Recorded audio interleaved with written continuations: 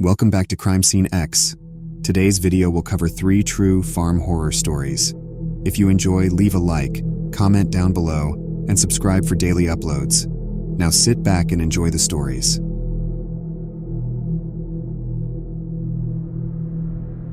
It was supposed to be an adventure, the kind that only seemed like a good idea because we were 16 and bored. The old Weatherby farmhouse had been abandoned for years, and local rumors said it was haunted. Of course, we didn't believe in ghosts. We believed in the adrenaline rush of doing something we weren't supposed to. "So you guys are sure about this?" I asked my friends Tom and Sarah as we stood at the edge of the property. The dilapidated farmhouse loomed in the distance, its windows like dark eyes staring us down. Tom grinned. "Scared, are you?" "No, just making sure you two aren't," I retorted. We made our way across the overgrown field, our flashlights bouncing light off the ground. When we reached the front door, it creaked open with a nudge, as though inviting us in. We shared a nervous laugh before stepping inside. The air was stale, filled with the musty scent of decay. Our flashlights scanned the room, revealing furniture covered in sheets, family photos still hanging on the walls, and a layer of dust that testified to years of neglect. We explored the ground floor first.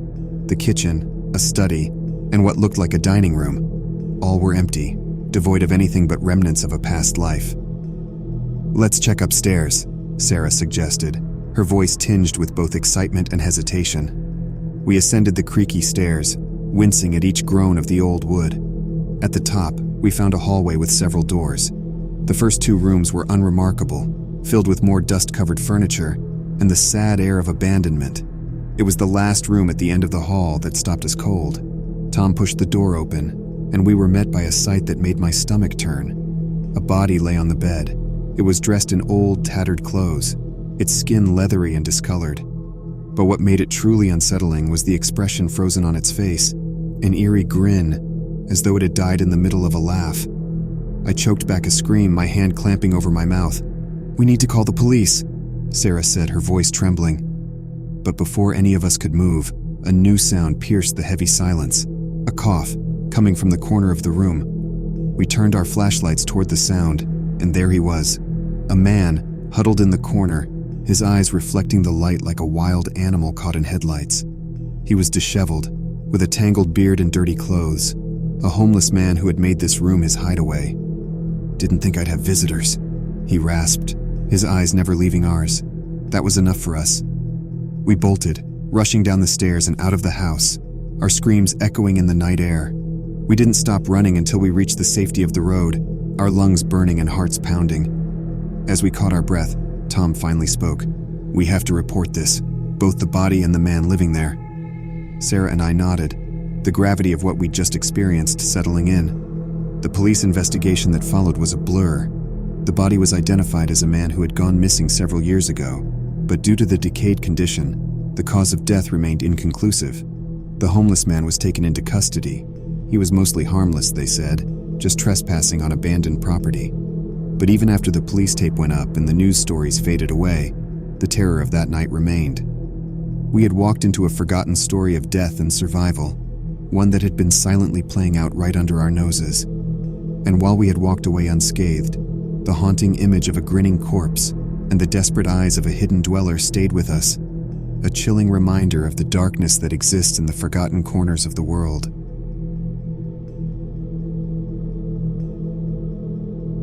I had always dreamt of owning a farmhouse, acres of land, a charmingly rustic home, the sense of space and freedom. When the opportunity arose to buy a neglected farmhouse at a bargain price, I leapt at it.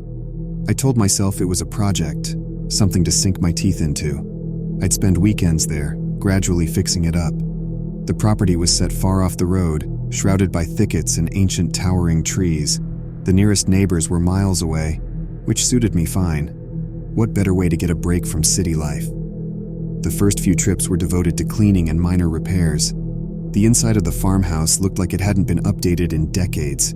Peeling wallpaper, a corroded clawfoot tub, ancient kitchen appliances. The more time I spent there, the more I felt connected to the house, as though I were breathing new life into it. But one detail did strike me as odd. The door to the basement was solid steel, far newer than any other part of the house. It seemed oddly out of place, but I attributed it to the previous owner's security concerns. Maybe they stored something valuable down there, though I couldn't imagine what. I decided to tackle the basement on my fourth visit. I descended the creaky wooden steps, flashlight in hand. Unlike the rest of the house, the basement was barren. No furniture, no leftover keepsakes from the previous owner, just a concrete floor and stone walls. I felt a pang of disappointment, but soon brushed it off. This could be a project for another day, I reasoned.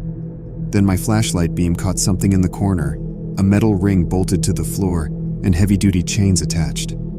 I felt a jolt of unease.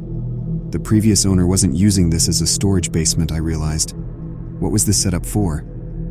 I walked closer to inspect it and found the metal ring and chains weren't just bolted, they were deeply embedded into the concrete floor. Whoever put them there wanted to ensure they wouldn't come loose easily. Disturbed, I headed back upstairs, locking the steel door behind me.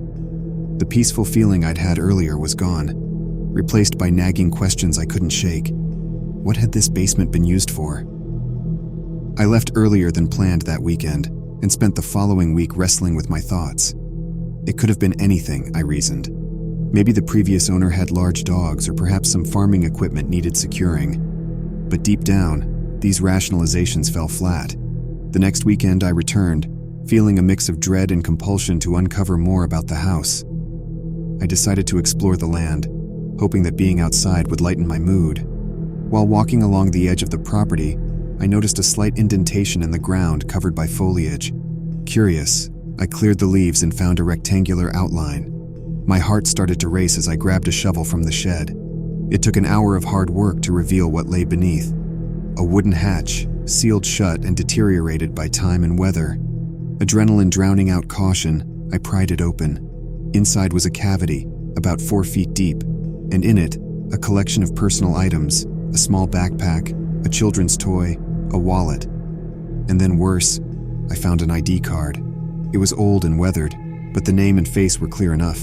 A quick internet search on my phone revealed that the person had gone missing about 10 years ago and was never found. My hands shook as I called the police. The subsequent investigation revealed that the previous owner had been a suspect, but due to lack of evidence, they were never charged. Now, years later, my grim discovery had unearthed a long-buried secret. I sold the property soon after, taking a significant loss, but I didn't care. Some places, I realized, are best left alone. I had sought solitude and a connection with the past, but instead, I stumbled upon a chilling chapter that was never meant to be reopened.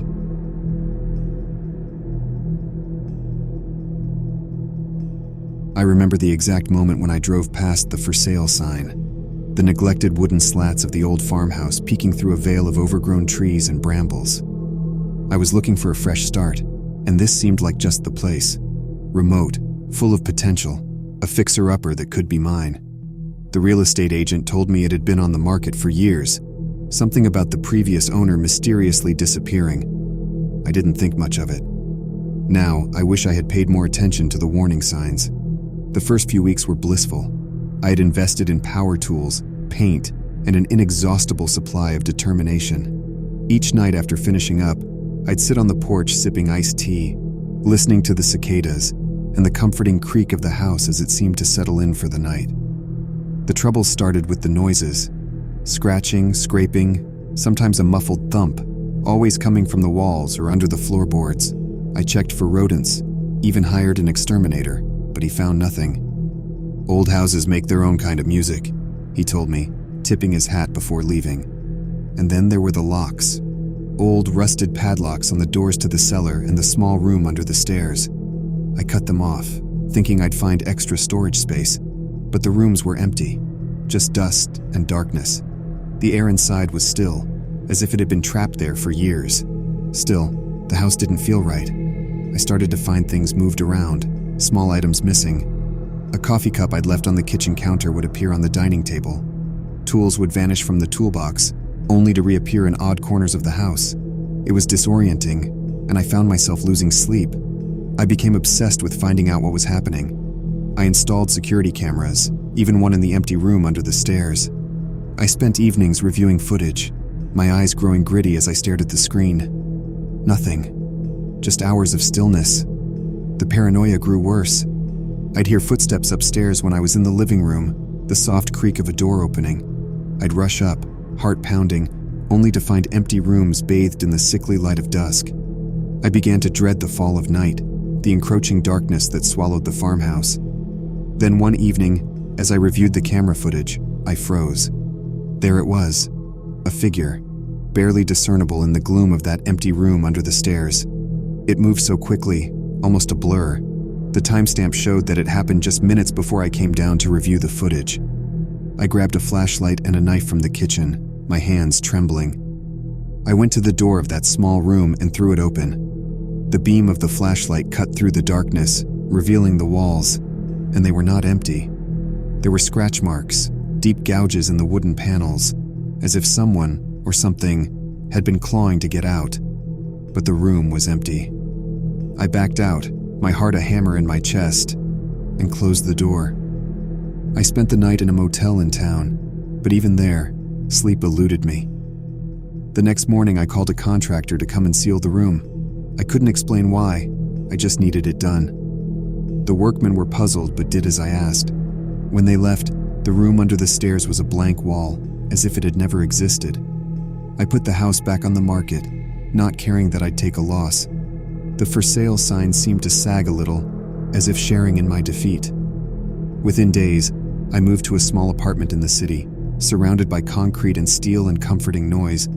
I still can't explain what happened in that farmhouse. There was no ghost, no supernatural entity, but something was there. Something that made locks necessary, that clawed at walls and moved in the dark. Something very real and very unsettling. Even now, miles away, I wake up in the middle of the night, imagining I hear scratching at the walls, and wonder what I had been living with. Thanks for watching. If you haven't already, please like the video, comment what you thought, and subscribe for daily uploads.